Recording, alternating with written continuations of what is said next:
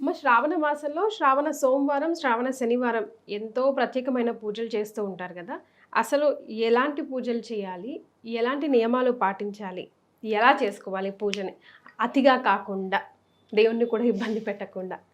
అమ్మ మీరే అడిగింది ఇది బాగుందమ్మా. దేవుణ్ణి భయపెట్టకుండా అన్నారే అది.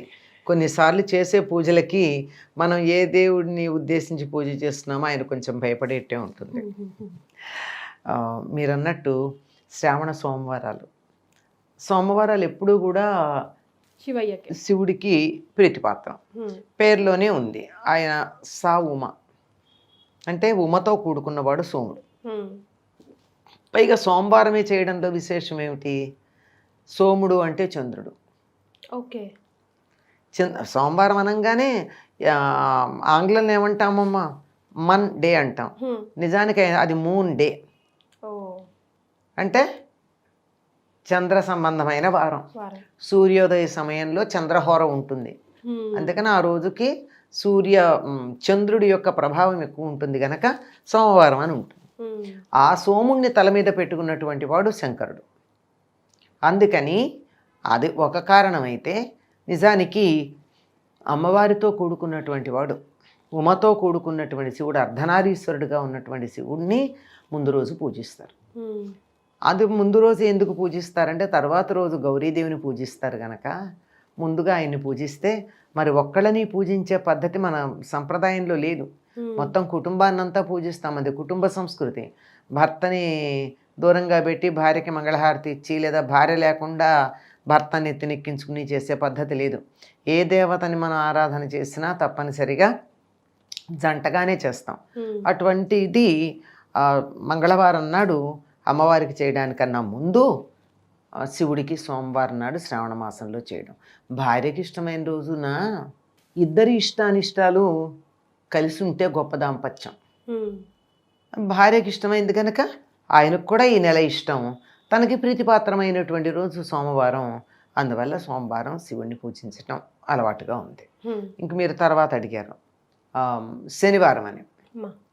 శనివారం ఎవరికి మనం మామూలుగా ఈ కాలంలో శనివారం అనగానే గుడికి వెళ్ళాలంటే ఏ గుడికి వెళ్ళడానికి వెళ్తారమ్మా అందరు? వెంకటేశ్వర స్వామి. మరి శనివారానికి వెంకటేశ్వర స్వామికి సంబంధం ఏంటి? అదే కదా. ఏమిటి సంబంధం?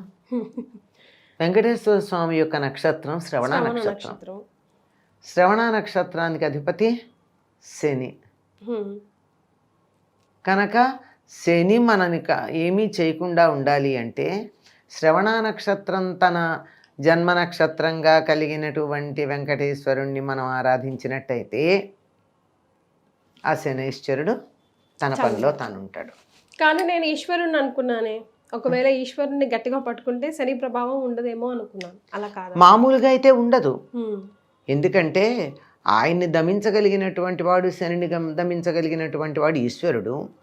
నిజంగా చెప్పాలంటే శివుడు తనంతట తానుగా కన్నా హనుమ రూపంలో వచ్చినప్పుడు శనిని అదుపులో పెట్టడం అన్నది మనం గమనిస్తాం. అంచేత హనుమంతుడు ఉన్న చోట శని తోక దాడించడు. ఎందుకంటే ఈయనకి తోక ఉంది, ఆయనకి అక్కర్లా.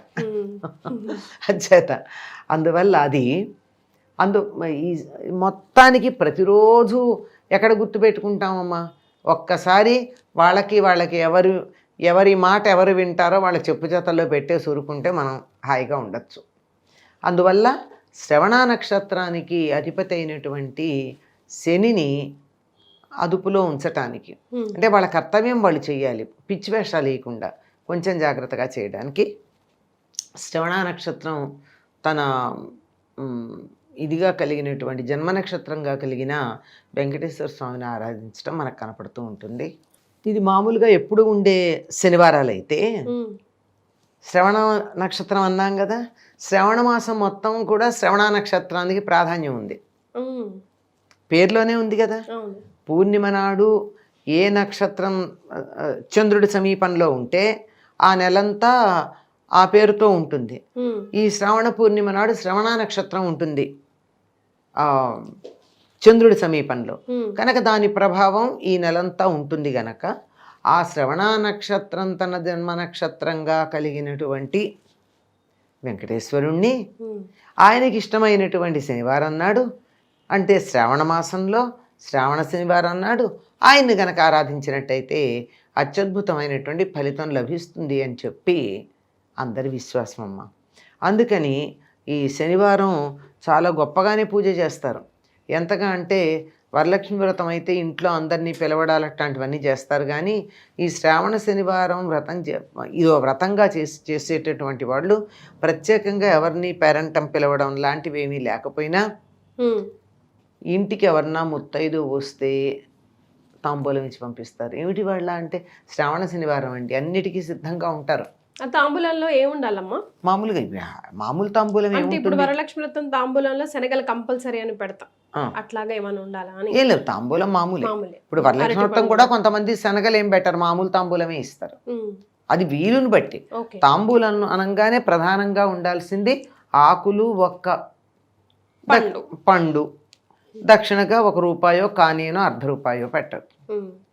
ఓపాన శక్తి పెట్టాలని నియమం కూడా లేదు. ఒకవేళ దానికి కూడా అవకాశం లేనటువంటి వాళ్ళకి పూజ చేసుకుని తాంబూలం ఇచ్చుకునే వీలు లేదా అంటే హాయిగా దక్షిణగా పెట్టే దాని బదులు కూడా 2 అక్షతలు వేయచ్చు. సామర్థ్యం లేకపోతే ఉండి వేస్తే కక్కుర్తికి నీకెంత కక్కుర్తో సరిగ్గా దేవుడు కూడా నీకు ఇచ్చేదాన్ని అంత జాగ్రత్తగానే ఇస్తాడు లెక్క కట్టి. అలాగే అమ్మ, ఇంకో ప్రశ్న, తాంబూలం మాట వచ్చింది కాబట్టి కొంతమంది ఏదైనా గిఫ్ట్లు కూడా ఇస్తూ ఉంటారు. అంటే ఈ మధ్య స్టీల్ ఇవ్వకూడదు, గ్లాస్ ఐటమ్స్ ఏమైనా ఇవ్వాలి అంటున్నారు. అట్లా నియమం ఉందా నిజంగా? అంటే ఎవరైనా చీర సారగా పెడతారు తాంబూలంలో కూడా, లేదంటే ఒక బ్లౌజ్ ముక్క పెడతారు, లేదంటే స్థాయికి తగ్గట్టు ఏదైనా పెట్టచ్చమ్మా. స్టీలు ఒకప్పుడు వాడేవాళ్ళం కాదు మనం, ఇనుము కదా, ఇనుము మనకి పనికిరాదు అని దేనికి విగ్రహాలు అవన్నీ కూడా. ఇప్పటికీ కూడా పీఠాధిపతులకి వాళ్ళకి ఏదైనా మనం ఇవ్వాలంటే స్టీల్లో ఇస్తే తీసుకోరు, వాళ్ళు ముట్టరు.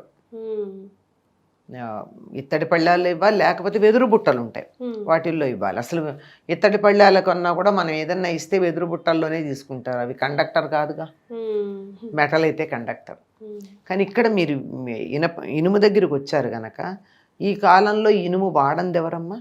మరి ఇంట్లో అన్నిటికీ వాడతాం కదా.